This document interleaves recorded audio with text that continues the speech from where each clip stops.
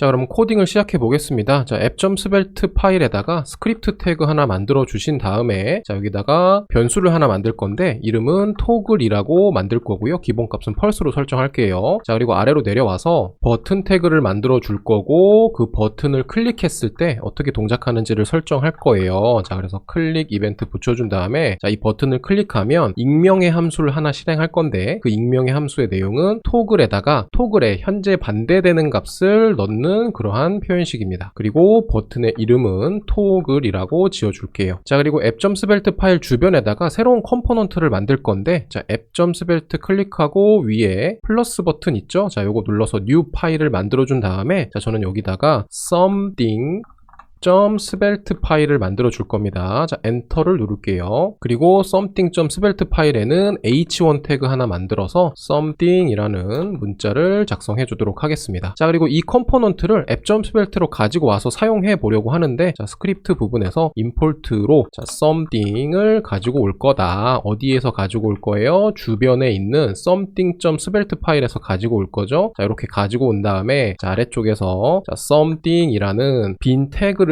만들어 주시면 되겠습니다. 그런데 이 something 컴포넌트는 toggle이라는 값에 따라서 화면에 렌더링을 할 거기 때문에 if문을 작성해서 toggle에 따라서 이 something이라는 컴포넌트를 렌더링 하겠다라고 작성을 해주시면 되겠습니다. 자, 그리고 전체 코드 저장해 주시고요. 자, 저장 안 하면 반영 안 됩니다. 항상 전체 저장해 주시고, 터미널에 아까 열어놓은 개발 서버가 동작하는지 확인을 꼭 하시고요. 동작이 안 돼 있으면 npm run dev 입력하시면 됩니다. 그리고 브라우저로 이동을 해보면 토글 버튼이 왼쪽 상단에 보이고요. 자, 이 토글을 누를 때마다 something이라는 글자가 화면에 나오거나 나오지 않거나, 나오거나 나오지 않죠. 자, 그 다음에 something.svelte 컴포넌트로 이동을 해주신 다음에 위쪽에다가 스크립트 태그 하나 만들어주고, 여기서 onMount라는 라이프 사이클을 한번 설정해 보려고 하는데, 그러면 스벨트에서 onMount를 한번 가지고 와 보겠습니다. 자, import를 통해서 자, 무엇인가를 가지고 올 건데, 자, 중괄호 열어주시고 onMount라는 걸 가지고 올 거예요. 그리고 어디서 가지고 올 거냐면 스벨트 프레임워크에서 가지고 올 겁니다. 그래서 스벨트 프레임워크에 onMount라는 라이프 사이클이 내장돼 있으니까 이러한 방식으로 가지고 오시면 되겠고요. 자, 아래쪽에서 onMount를 이렇게 실행해 주시면 되겠습니다. 그러면 이 onMount가 작성돼 있는 something.svelte라는 컴포넌트가 어딘가에 연결될 때 이 onMount에 들어있는 callback 함수가 실행이 되는데, 저는 callback 함수에다가 콘솔 로그를 한번 찍어 볼 거고, 여기서 mounted라고 한번 작성해 보도록 하겠습니다. 그리고 역시 저장을 누르고 브라우저로 이동을 해보면요, 일단 화면에는 something이라는 컴포넌트가 출력되지 않는데 토글 버튼을 눌러서 something이라는 컴포넌트를 이렇게 나타나게 하면, 자, 콘솔 창에 이렇게 이제 mounted 느낌표라는 제가 콘솔로 찍었던 그 데이터가 뜨는 것을 볼 수가 있습니다. 그래서 onMount라는 것은 이 컴포넌트가 화면에 렌더링 되고 나서 실행되는 라이프 사이클이라고 이해를 하시면 되는데요. 자, 다시 VS 코드로 이동을 해서, 자, onMount 위쪽에다가 제가 const h1이라는 이름으로 도큐먼트에 있는 query 셀렉터를 이용해서 h1 태그를 찾으려고 하고요. 그렇게 찾은 h1 태그의 inner 텍스트를 한번 콘솔에다가 출력해 보려고 합니다. 그래서 inner 텍스트 작성해 주시고, 역시 저장을 누르고요. 자, 그러면 h1 태그의 inner 텍스트는 뭐예요? something 점점이라는 요 텍스트가 inner 텍스트거든요. 그러면 당연하게도 h1을 잘 찾으면 그 안에 있는 something이라는 문자를 콘솔에 잘 출력할 수 있겠죠. 자, 저장 누르고 브라우저로 이동을 해보면 새로 고침 누르고 토글 버튼 눌러볼게요. 그럼 어떻게 돼요? 콘솔에 보시면 널의 이너 텍스트를 사용하려고 하니까 에러가 나죠. 자, 왜 널이 나왔습니까? 도큐먼트의 쿼리 셀렉터를 통해서 h1 태그를 못 찾았기 때문에 널이라는 반환값이 나왔고, 널에서 이너 텍스트를 사용하려고 하니까 당연히 문제가 되겠죠. 자, 그러면 왜 못 찾은 걸까요? h1 태그가 여기 버젓이 있는데요. 그것은 이 부분에 있는 코드가 아직 컴포넌트가 화면에 렌더링이 되지 않은 상태에서 동작하기 때문입니다. 그래서 onMount 외부에 있는 이 내용은 컴포넌트가 연결되고 화면에 내용이 출력되기 전에 동작하기 때문에 정상적으로 처리가 안 되는 것이고요. 자, 그러면 h1이라는 태그를 제대로 찾으려면 어떻게 해야겠어요? 자, onMount의 callback 함수 내부에다가 그 내용을 써줘서 이 컴포넌트가 화면에 렌더링 된 이후에 onMount의 callback이 실행되니까 그 이후에 h1을 찾으면 제대로 찾지 않을까요? 자, 그래서 이 내용을 잘라내서 이렇게 잘라내서 해서 자, on mount 밑에다가 이렇게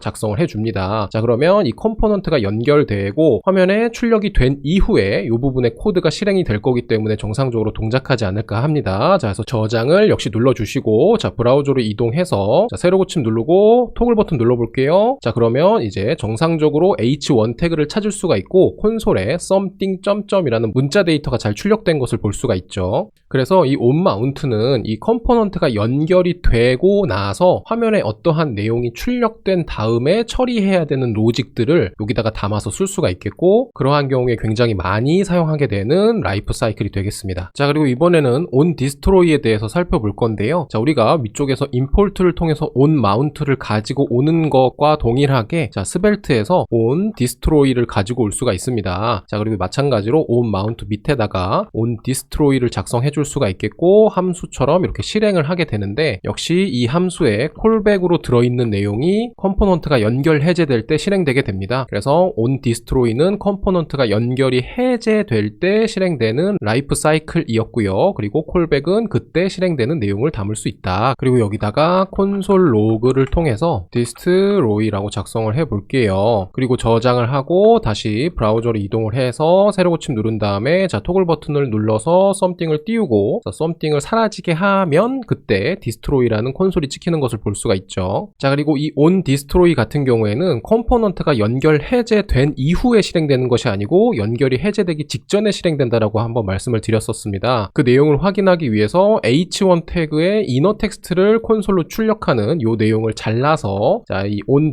destroy에다가 추가를 해 보도록 할 건데요. 자, 만약에 이 on destroy가 컴포넌트가 연결 해제된 이후에 실행되는 거라면 h1 태그를 정상적으로 찾을 수가 없으니까 에러가 날 것이고 만약에 연결 해제되기 직전에 실행되는 거라면 아직은 이 h1 태그가 남아있을 테니까 정상적으로 내용을 출력을 할 수가 있겠죠. 자, 그래서 저장을 하고 다시 브라우저로 이동을 해서 자, 새로 고침 누르고 토글 버튼을 눌러서 나타나고 사라지게 하면 destroy 콘솔 뜨고 something 점점도 출력되는 것을 볼 수가 있죠. 그래서 결과적으로 연결이 해제되기 직전에 실행되는 것이다. 그래서 이 on destroy에는 컴포넌트가 화면에서 사라지기 전에 혹시라도 처리해야 하는 내용들이 있다면 이 안에다가 해당 내용을 작성해 주시면 되겠습니다. 자, 그리고 한 가지 더 재밌는 개념이 있는데요. 자, 일단 h1 태그의 이너 텍스트 출력하는 거 잠시 지워주고 다시 on mount로 올라가서 자, 여기다가 return을 통해서 어떠한 익명의 함수를 반환하려고 하고요. 자, 이 익명의 함수는 무슨 내용이냐면 콘솔로 로그를 찍을 건데 문자 내용은 destroy in mount입니다. 자, 제가 작성한 내용에서 유추할 수 있다시피 자, 이렇게 on mount에서 반환하는 함수는 이 컴포넌트가 연결 해제될 때 실행되게 됩니다. 그래서 지금 제가 드래그하는 이 부분의 내용은 지금 on destroy에 있는 이 부분의 내용과 같은 내용이에요. 그러면 왜 on destroy와 on mount에서 반환하는 함수가 왜 같은 것이 쓰이냐라고 봤을 때는 사실은 on destroy가 초창기에는 없었습니다. 그래서 컴포넌트가 연결이 해제될 때 처리하는 내용은 on mount에서 반환하는 값으로 처리하도록 이렇게 설계가 되어져 있었는데 여러 가지 이슈들이 나오면서 on destroy가 새롭게 생긴 거거든요. 자, 그래서 이렇게 on mount에서 반환하는 값을 통해서도 on destroy를 설정할 수가 있다라는 것을 이제 기억을 해두시고 on destroy에서 실행되는 내용은 이 컴포넌트가 파괴되기 전에 실행되니까 여기다가 before 이렇게 붙여볼게요. before라고 붙여주면 파괴되기 전에 실행이 된다. 자, 그러면 이